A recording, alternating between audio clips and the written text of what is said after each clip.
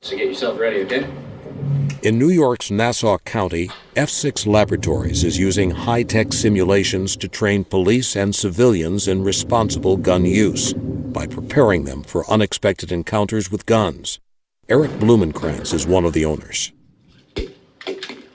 We can do a scenario where, you open your eyes because you hear glass breaking, and now can you shoot, can't you shoot? Their simulator was developed in Germany a decade ago. It's now used by 200 European police departments, but this is the only American location.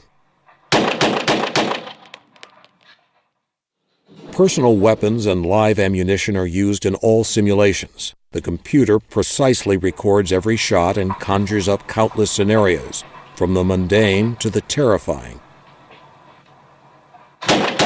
Like this home invasion. Does the guy have a gun? Does he have a knife? Does he even not have a weapon? I actually believe this is how anybody who has a gun permit should be trained. We have this sort of Clint Eastwood, Jason Bourne fantasy where we think that you give anyone a gun and suddenly they can take out anyone in a stressful situation. Nice, yeah. You can make these scenarios as live and real as anything you could imagine. Alex, you ready in there?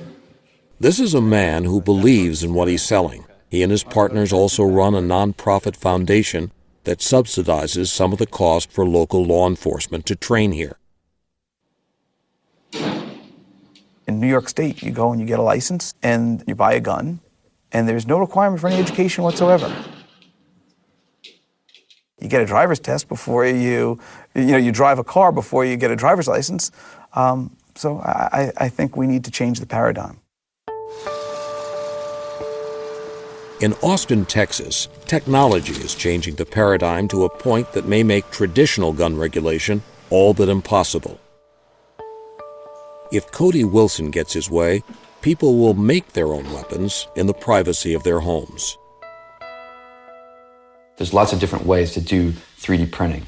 Our project is trying to take as many of those technologies as possible that we have access to and create functional gun components in those parts. Wilson is using three-dimensional printers to make weapons components out of high-grade plastic. A self-proclaimed crypto-anarchist and law student, he designs and distributes plans for gun components for the AR-15 rifle, the same gun used in recent mass shootings. The dangerous dimension of this project, I think, is obvious, and also there are probably unintended dangers that we can't even expect. But I think for the most part right now they've been overplayed. These plastic components are fully functional, every bit as lethal as their store-bought counterparts. They could be made by anyone with a computer and access to a 3D printer. Wilson plans to distribute the weapon designs freely via the internet. The ability to do bad things scares people. Of course bad things can be done, and I'm not trying to sound dismissive of that. But we also see the extremely positive dimension of this, which is a liberalization of the act of sovereignty, the practices of sovereignty themselves. But people don't want to hear that. When we printed this magazine off, the world could have been born again.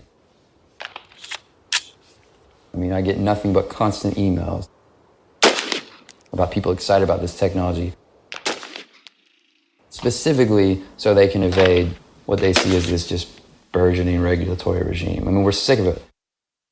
This is something that at such a granular level cannot be regulated.